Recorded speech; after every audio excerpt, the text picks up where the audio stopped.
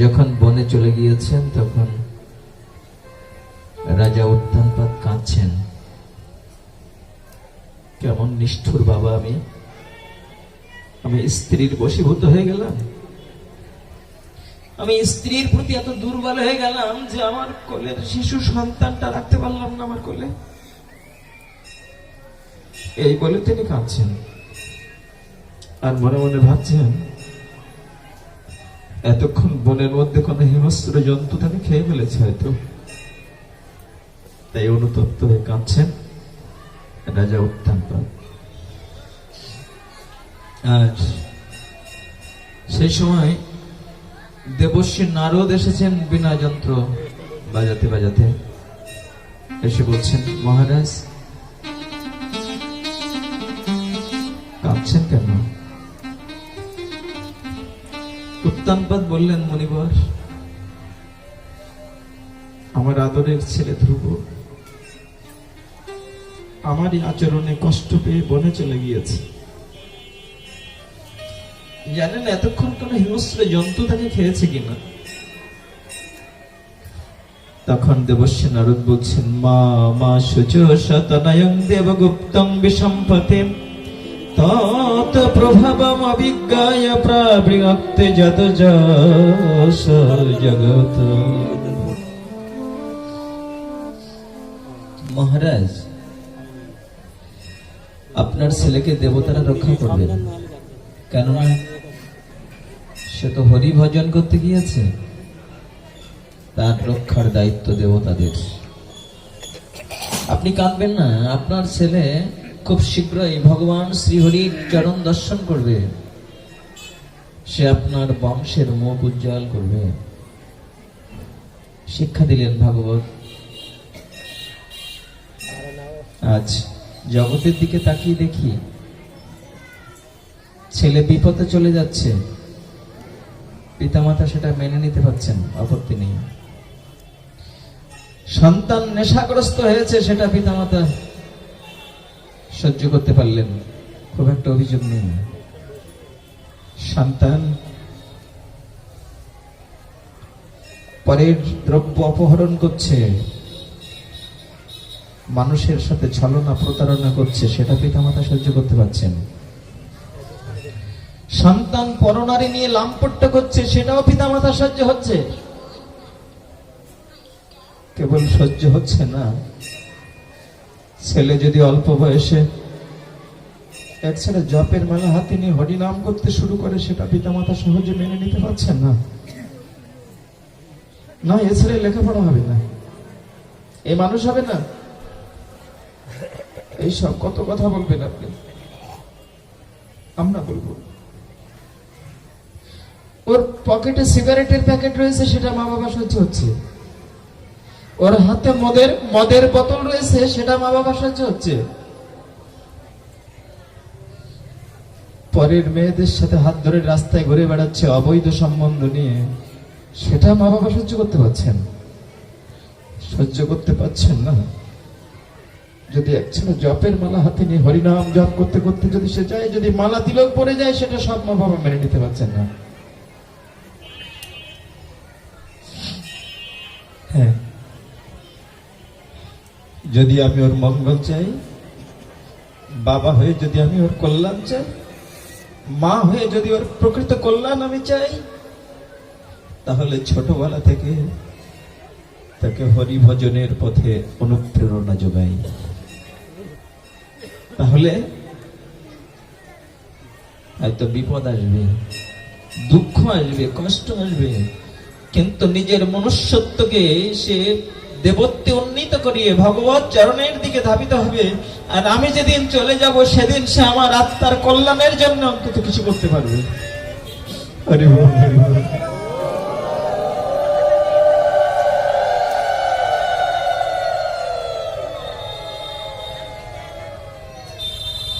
হ্যাঁ, তাকে বিশ্ববিদ্যালয়ে সার্টিফিকেট অর্জন করবার জন্য শিক্ষা দিচ্ছি, সমস্ত অনুকূল ব্যবস্থা করে রেখে দিয়েছি, কিন্তু তার কর্মজীবনের সাথে সাথে, তার ছাত্র জীবন, তার কর্মজীবন এর সাথে সাথে সে একটু ভগবানকে ধরে রাখবে, ভগবানের পথে ধাবিত হবে, মাঝে মাঝে একটু দুই একটা গীতার শ্লোক পাঠ করবে, একটু হরিনাম কীর্তন করবে। এই শিক্ষাটা খুব একটা দিতে পারছি না। বড় ব্যর্থতা আমাদের, বড় ব্যর্থতা। আপনি লিখে রাখুন, ও যদি ধর্ম সংস্কৃতির সাথে, সনাতন সংস্কৃতির সাথে যদি সম্পৃক্ত না হয়, ও যদি ন্যায় ও সত্যের পথে, ভগবত ভক্তির পথে যদি পরিচালিত না হয়, তাহলে বাড়ি থাকবে, গাড়ি থাকবে, ব্যাংক ব্যালেন্স থাকবে, ধনীর কন্যাকে বৌমা করে ঘরে আনবেন, কিন্তু শান্তি পাবেন না, নির্মল শান্তি পাবেন না।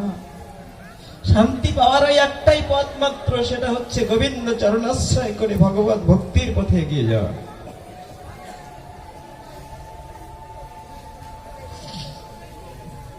এই আর্য সংস্কৃতি সেই শিক্ষা দেয়। ধ্রুব বনে গিয়ে চোখ বন্ধ করে বসে বসে ডাকছেন, ওগো আমার ভগবান শ্রীহরি, দেখা দাও প্রভু। আশ্রমের পক্ষ থেকে আপনাদের চরণে বিনীতভাবে অনুরোধ জানাতে হচ্ছে।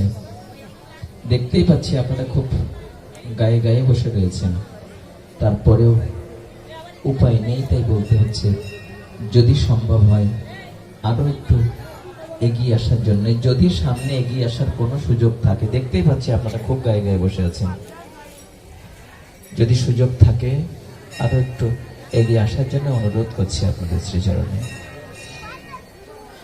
হ্যাঁ, ধ্রুব চোখ বন্ধ করে ডাকছেন ভগবান শ্রীহরিকে, ওগো ওগো আমার পদ্ম পলাশ লোচন শ্রীহরি, দেখা দাও প্রভু। চোখ বন্ধ করে বসে বসে ডাকছেন। আহার নিদ্রা পরপর শিথিল হয়ে যাচ্ছে। বনের মধ্যে খেতে দেবে কে তাকে? কি খাচ্ছেন তখন? বনের ফল। ভাগবতে বলা হয়েছে 3 দিন পর পর একটা কদবেল খাচ্ছেন। কদবেলের কথাটা বলা আছে, 3 দিন পর পর যা পেয়েছেন তাই, তারপরে 6 দিন পরে একটা ফল, তারপরে 9 দিন পরে একটু ফল সেবা করছেন, তারপরে 12 দিন পরে একদিন, 15 দিন পরে একদিন, 1 মাস পরে একদিন, এই করতে করতে এক সময় আর খাওয়া নেই তার। ক্ষুধা ভুলে গিয়েছেন, ক্ষুধা ত্যাগ করে ফেলেছেন, চোখে ঘুম নেই, চোখ বন্ধ করে বসে শুধু ডাকছেন, ওগো আমার ভগবান শ্রীহরি, বড় কষ্টে এসেছি প্রভু। মা বলেছে তোমার দেখা পেলে আর কোনো কষ্ট থাকবে না, তাই এসেছি, দেখা দাও, দেখা দাও প্রভু। তুমি ছাড়া আমার আর কেউ নেই এখানে, দেখা দাও। দেখা পাচ্ছেন না, বনের হিংস্র জন্তু বাঘ এসেছে, কি যেন একটা এসেছে, তাই চোখ চেয়ে তাকিয়ে দেখছেন, কি এলো? আমার ভগবান এসেছে নাকি? তাকিয়ে দেখলেন একটা অদ্ভুত জন্তু। বাঘ তো চেনেন না, তাই বাঘটাকে দেখে মনে করছেন এই বুঝি আমার ভগবান এসেছে। গলা জড়িয়ে ধরে বলছেন, প্রভু এসেছো তুমি? আমার মা বুঝি তোমার কথা বলেছিল?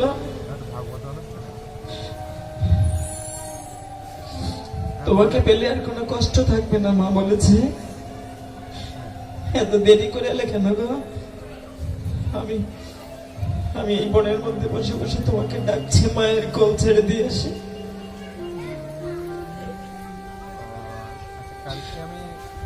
বাঘ পাশ কাটিয়ে চলে যাচ্ছে।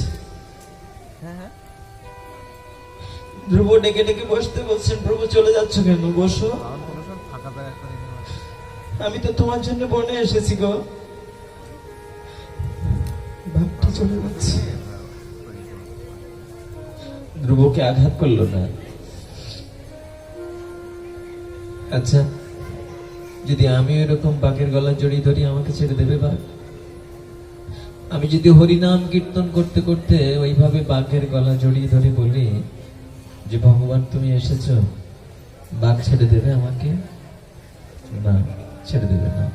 আমার মন বলছে দেবে না, জানি না দেবে কিনা, তবে মন বলছে দেবে না।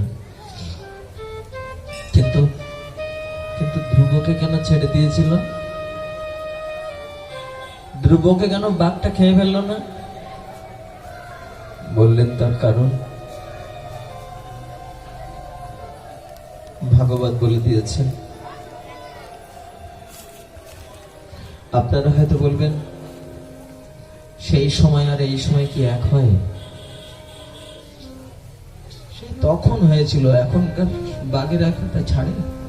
তখন মনে ঋষিরা বনে বসে তপস্যা করতেন, কত বাঘ সিংহ সেখানে থাকতো, কিছু বলতো না। কিন্তু এখন কি তাই ছেড়ে দেবে? কেন দেবে না বলুন? আগুনের দাহিকা শক্তি 1000 বছর আগে যেমন ছিল এখন তো তেমন আছে, নাকি একটু কমে গিয়েছে? বায়ুর শোষণ ক্ষমতা 1000 বছর আগে যেমন ছিল এখনো তেমন আছে। জলের রস সঞ্চার ক্ষমতা 1000 বছর আগে যেমন ছিল এখনো তেমন আছে। তাই যদি হয়, তাহলে ভগবানের কৃপা শক্তি এখান থেকে লক্ষ কোটি বছর আগে যেমন ছিল এখনো তো তেমনই আছে।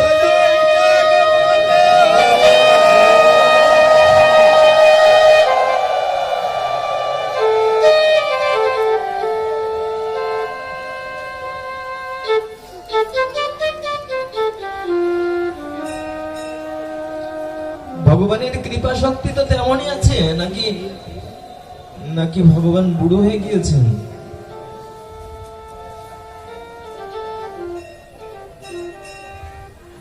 না, তিনি নিত্য সনাতন, তিনি শাশ্বত চিরন্তন। অনাদিকাল থেকে তিনি ছিলেন যেমন, আজও তিনি আছেন তেমন, আর অনাদিকালেও অদূর ভবিষ্যতেও তিনি থাকবেন তেমনই। তিনি বুড়ো হন না, তিনি নব কিশোর নটবর শ্যাম সুন্দর নব যৌবনা। তিনি বুড়ো হন না, তার কর্মক্ষমতা শিথিল হয় না। তাহলে তাহলে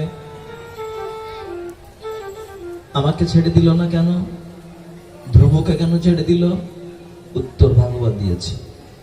যস্য প্রসন্ন ভগবান গুণ মৈত্রাদিবীর হরি তস্মৈ নবন্তি ভূতানি নিম্নমাপৈব স্বয়ং।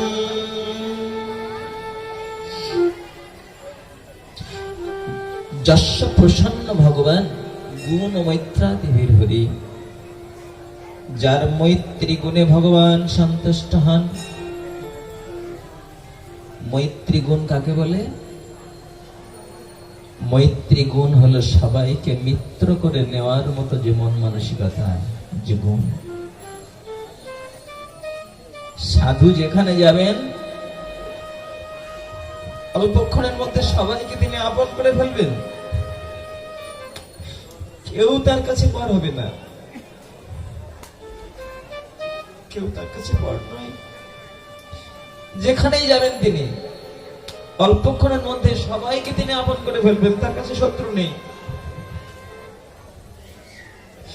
যে ভজে আর যে না ভজে সব তার দাস।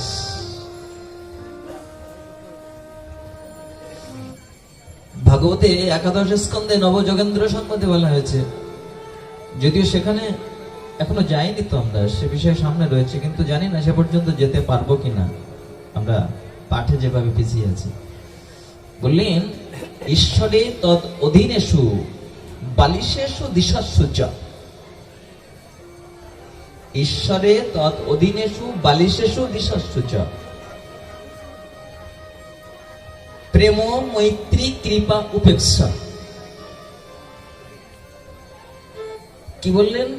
ঈশ্বরের প্রতি যার প্রেম আছে, আর তদ অধীনেষু অর্থাৎ কৃষ্ণ ভক্তের প্রতি যার মৈত্রী ভাব আছে, আর বালিশেষু বালিশ অর্থ মূর্খ বা অজ্ঞ। মূর্খ বা অজ্ঞের প্রতি যার কৃপা আছে এবং দ্বিষাস্যু অর্থাৎ বিদ্বেষীর প্রতি যার উপেক্ষা আছে, উপেক্ষা করা, প্রত্যাখ্যান করা, বললেন তিনি সাধারণ শ্রেণীর ভক্ত। কথাটা কি বুঝাতে পারলাম? বললেন ঈশ্বরের প্রতি যার প্রেম আছে, ঈশ্বরের ভক্তের প্রতি যার মিত্রতা আছে, ভক্তকে তিনি খুব সহজে আপন করে নিতে পারছেন, সমস্ত ভক্তকে তিনি আপন করে নিচ্ছেন। তাহলে ভগবানের প্রতি প্রেম আছে আর ভক্তের প্রতি মৈত্রী ভাব আছে, ভক্তকে তিনি মিত্র করে নিচ্ছেন। আর যারা মূর্খ, যারা জানে না বোঝে না, তাদেরকে তিনি কৃপা করছেন। আর যারা ঈশ্বরের বা ভক্তের যারা নিন্দা করছে, বলছেন দ্বিষষ্ঠ, যারা বিদ্বেষ করছে, বিদ্বেষী যারা, তাদেরকে উপেক্ষা করছেন। বললেন তিনি হচ্ছেন সাধারণ শ্রেণীর ভক্ত। বলে কাউকে উপেক্ষা করবেন না কৃষ্ণ ভক্ত। সাধারণ শ্রেণীর কথা বললেন কেন? এতগুলো সব তো গুণ ছিল, ভগবানের প্রতি প্রেম আছে, ভক্তের প্রতি মৈত্র আছে, ভাব আছে, যারা জানে না বোঝে না তাদের প্রতি কৃপা আছে, কিন্তু একটা জায়গায় উপেক্ষা আছে, অর্থাৎ যারা কৃষ্ণ বিদ্বেষী তাদেরকে তিনি উপেক্ষা করলেন। বললেন তিনি সাধারণ শ্রেণীর ভক্ত। বললেন উত্তম ভাগবত তিনি, যিনি সবাইকে যিনি ভালোবাসবেন, সবাইকে যিনি আপন করে নেবেন, সবাইকে যিনি আপন করে ফেলবেন, কারোর প্রতি তার উপেক্ষা নেই, কাউকে তিনি উপেক্ষা করবেন না, সবার প্রতি শুভকামনা। তিনি উত্তম ভাগবত, যিনি সবার মধ্যে ভগবান দর্শন করেন এবং ভগবানকে যিনি সর্বত্র দর্শন করেন, তিনি উত্তম ভাগবত। ব্রাহ্মণ চণ্ডাল কুকুরাদি করি, দণ্ডবত করিবে কে বহু মান্য করি। চৈতন্য চরিতামৃতে বললেন, বলে ব্রাহ্মণ চণ্ডাল এটা কুকুরকেও পর্যন্ত শিক্ষা দিয়েছে ভাগবত। নবদ্বীপে রাধারমন চরণদাস বাবা একদিন কীর্তনে গিয়েছেন, নগর কীর্তন করছেন। সেই কীর্তন করতে করতে যখন ফিরে এসেছেন, সঙ্গে একটা কুকুর পিছু নিয়েছে, একটা খেকি কুকুর। কুকুরটা সেই যে আশ্রমে এসেছে আর আশ্রম ছেড়ে চলে যায় না। রাধারমন চরণদাস বাবার আশ্রমে সেই কুকুরটা রয়েছে, কিন্তু কুকুরটার একটা গুণ কি, প্রসাদ ছাড়া কিছু খেতে চায় না। আশ্রমে থাকতে থাকতে সে এমন হয়েছে, প্রসাদ ছাড়া অন্য কিছু দিলে সে খায় না। আর যেখানে ভাগবত পাঠ হবে, যেখানে হরিনাম কীর্তন হবে, সেখানে আছে। তার এই মতিগতি দেখে ভক্তেরা তাকে ভক্তিমা বলে ডাকতেন। কি বলে ডাকতেন? ভক্তিমা। এক সময় কুকুরটা দেহ রাখলো। যখন দেহ রাখলো, তখন রাধারমন চরণদাস বাবা বললেন যে ওর জন্য একটু ভোগ মহোৎসব করব। তো দিলেন, ঠাকুরের সেবা দিলেন ওর জন্য, ওর আত্মার কল্যাণের জন্য। যখন দেহ রাখলো কুকুরটা, ভক্তেরা তাকে হরিনাম কীর্তন করতে করতে গঙ্গার তীরে নিয়ে সমাধিস্থ করে আসলো। ভক্তেরা একেবারে হরিনাম কীর্তনের দল নিয়ে, ঠিক কেউ মারা গেলে যেমন আমরা নিয়ে যাই, এরকম নিয়ে গেলেন, গঙ্গার তীরে তাকে সমাধিস্থ করলেন। তারপরে তার আত্মার কল্যাণের জন্য একটু ভোগ মহোৎসব করলেন। তারপরেও একদিন চরণদাস বাবা তার এক শিষ্য নবদ্বীপকে ডেকে বলছেন, নবদ্বীপ, এই নবদ্বীপ শোন, কেউ মারা গেলে না তার জ্ঞাতি গোত্রের লোকজনকে কিছু খেতে দিতে হয়। তো আমাদের ভক্তিমা তো দেহ রেখেছে, ভক্তিমার জ্ঞাতি গোত্রের কাউকে তো খেতে দিলাম না। নবদ্বীপ মুখের দিকে তাকিয়ে রয়েছে বাবার। কি বলতে চাইছেন বাবা? তখন বাবা পিঠে একটু হাত দিয়ে বলছেন, এই নবদ্বীপ, তুই আমার একটা কাজ করে দিবি রে। কি কাজ করবো বাবা? শোন, তুই তো একটু নিমন্ত্রণ করে আসবি। কাকে, কোথায় নিমন্ত্রণ করব? বলে শোন, এই নবদ্বীপে পথে পথে ঘুরবি, সমস্ত অলিতে গলিতে ঘুরতে ঘুরতে যেখানে যত কুকুর দেখবি সমস্ত কুকুরকে তুই দণ্ডবোধ প্রণাম করবি। দণ্ডবোধ প্রণাম করে বলবি, আমাদের ভক্তিমা দেহ রেখেছে, আমাদের ভক্তিমা তো তোমাদের জ্ঞাতি গোত্রেরই ছিল, তার আত্মার কল্যাণের জন্য একটি মহোৎসব হবে, তার জ্ঞাতি গোত্রের সেবা হবে, তোমরা সবাই প্রসাদ পেতে যেও। পারবি একটু নিমন্ত্রণ করে আসতে? নবদ্বীপ তাকিয়ে রয়েছে মুখের দিকে।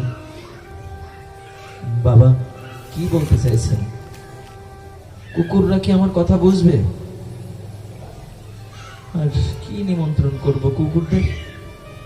তখন বাবা পিঠে আবার একটু ছোট্ট করে একটা চট দিয়ে বলছে, নেই জানা নবদ্বীপ, জানিস নিতাই চাঁদ সবার মধ্যে রয়েছে রে, যা নিমন্ত্রণ করে আয়।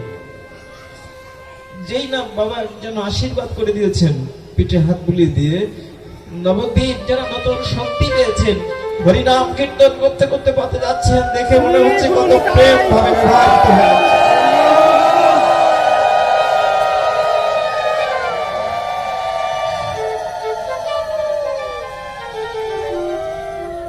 লক্ষ্য শুধু কোথায় কুকুর আছে।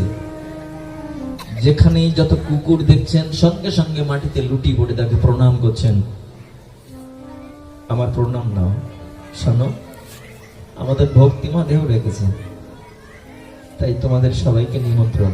আর শোনো, আমি তো সবাইকে চিনি না, তোমাদের জ্ঞাতি গোত্রের যে যেখানে আছে তোমরা একটু সাথে করে নিয়ে যেও, সবাইকে বলে দিও।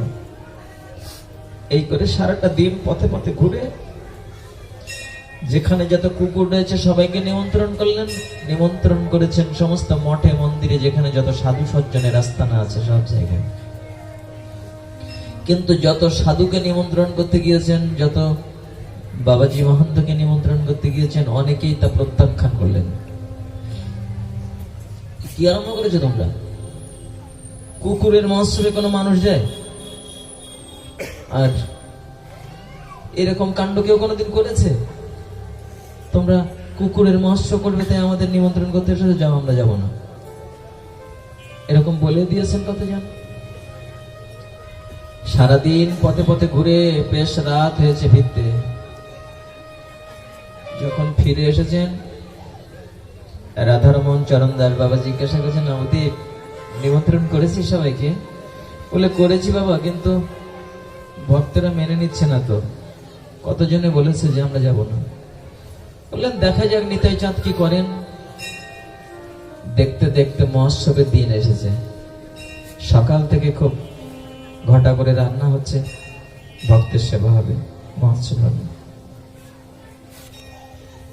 একজন বাবাজি আছেন যার নাম ছিল রাধেশ্যাম বাবা। তিনি এসে ওই আশ্রমের সেই রাধারমন চরণদাস বাবা যিনি নিমন্ত্রণ করতে পাঠিয়েছিলেন তার কাছে বলছে, রাধারমন কি পাগলামি শুরু করেছে সব? কুকুরের মহোৎসব কেউ কোনো কালে করেছে না তুমি করবে? কুকুর কি মানুষের কথা বোঝে? ওরা কি সেই শিষ্টাচার রক্ষা করে আসতে পারে? তখন বলছেন, বাবা আপনারাই তো বলেন যে নিতাই চাঁদ নাকি সবার মধ্যে আছে। যদি তাই সত্য হয় তাহলে দেখা যাক না নিতাই চাঁদ কি করে। সবার মধ্যে যদি আমার নিতাই চাঁদ থাকে তাহলে দেখা যাক। বেশ, তো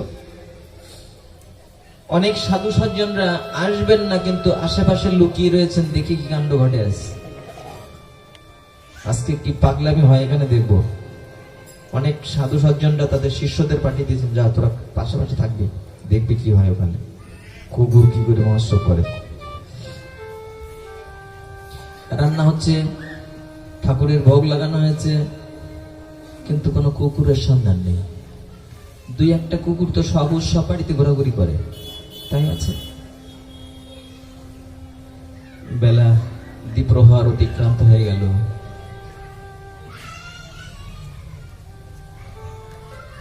কোনো কুকুর নেই। হঠাৎ করে লক্ষ্য করছেন দলে দলে কুকুর ঢুকছে আশ্রমের মধ্যে। দেখতে দেখতে 50-60টা কুকুর এক জায়গায় হয়ে গেল, কিন্তু কোনো শব্দ নেই, যেন কত শান্ত শিষ্ট ভক্তের মতো এসেছে। তখন বাবাজি বলছেন, নবদ্বীপ, এই নবদ্বীপ, ভক্তরা এসেছে তো, বসতে দে, চরণ জল কর, ভক্তদের চরণ ধুয়ে নে।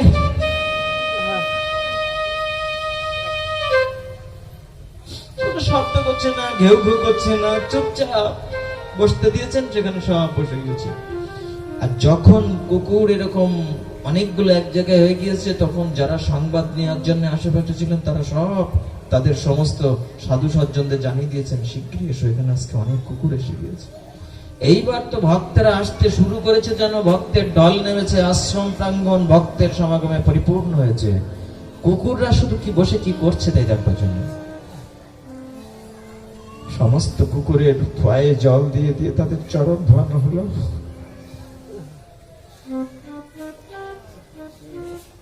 এবার বললেন, ভক্তদের প্রসাদের ব্যবস্থা কর।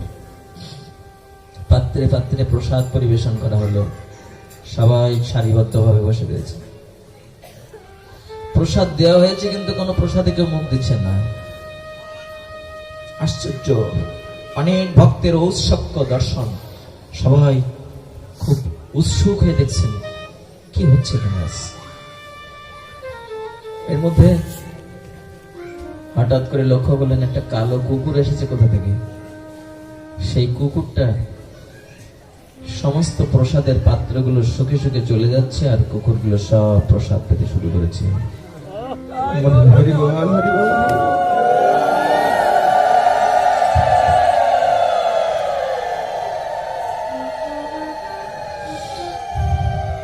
ভক্তেরা মনে করছেন এই বুঝি ওদের শ্রী গুরুদেব এসেছে, তাই গুরুদেব প্রসাদী করে না দেওয়া পর্যন্ত ওরা প্রসাদ গ্রহণ করছে না।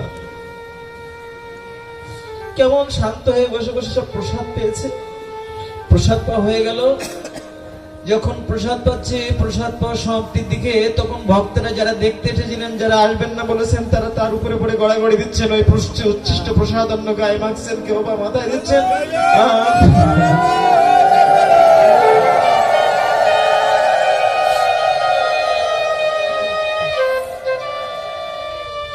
রাধারমন চরণদাস বাবার নবদ্বীপকে ডেকে বলছেন, নবদ্বীপ, ভক্তদের উচ্ছিষ্ট গ্রহণ কর, ভক্তদের উচ্ছিষ্ট করিয়ে নে। কেহ বা আবার পাত্রে করে ভরে নিয়েছেন, প্রসাদ নিয়ে যাবেন তাই। সমস্ত কুকুরগুলো প্রসাদ পেয়ে তাদের আচমনি জল দেওয়া হয়েছে, আচমন করে চলে যাচ্ছে তারা। সব কুকুরগুলো চলে গেল। নবদ্বীপ বাবাকে ডেকে বলছেন, বাবা, বাবা দেখুন, এই পাত্রটা কেউ এখনো মুখ দেয়নি। একটা প্রসাদের পারস দেয়া ছিল ওখানে, কিন্তু কেউ এতে মুখ দেয়নি। তখন বাবা বলছেন, নবদ্বীপ, হয়তো ওদের কোনো জ্ঞাতি গোত্রের কেউ আসতে বাকি রয়েছে, গুছিয়ে রাখ, যদি পরে কেউ আসে তাকে দিয়ে দিস। বলতে বলতে আর একটা কুকুর এসে গিয়েছে। সেই কুকুরটা যখনই আশ্রমের মধ্যে প্রবেশ করেছে, তখন নবদ্বীপ বাবাকে দেখে বলছেন, বাবা, বাবা দেখে যান, বাবা শুনুন, আমি প্রথমে যখন নিমন্ত্রণ করতে বেরিয়েছিলাম, তখন এই কুকুরটাকে আমি প্রথমেই পেয়েছিলাম। তাকে আমি দণ্ডবাদ প্রণাম করে বলেছিলাম যে আমি তো তোমার জ্ঞাতি গোত্রের সবাইকে চিনি না, তো তুমি আমার ভক্ত হয়ে অন্তত নিমন্ত্রণটা সবার কাছে পৌঁছে দিও, আর তুমি প্রসাদ পেতে যেও। তখন বাবা বলছেন, এত বড় দায়িত্ব যাকে দিয়েছিস, সেই দায়িত্ব পালন করে আসতে তার দেরি হয়েছে।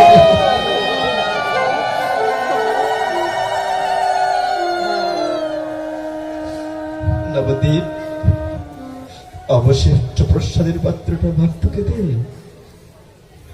আজ পর্যন্ত মহিমান্বিত হয়ে রয়েছে সেই রাধারমন চরণদাস বাবার কুকুরের মৎস্য। কি বুঝালেন? সবার মধ্যে আমার নিতাই চাঁদ আছেন, কিন্তু সেই কৃপাটা অনুভব করার দৃষ্টি আমার নেই। আমি জড় দৃষ্টিতে দেখি তো, তাই আমার দৃষ্টিতে সেটা ধরা পড়ে না।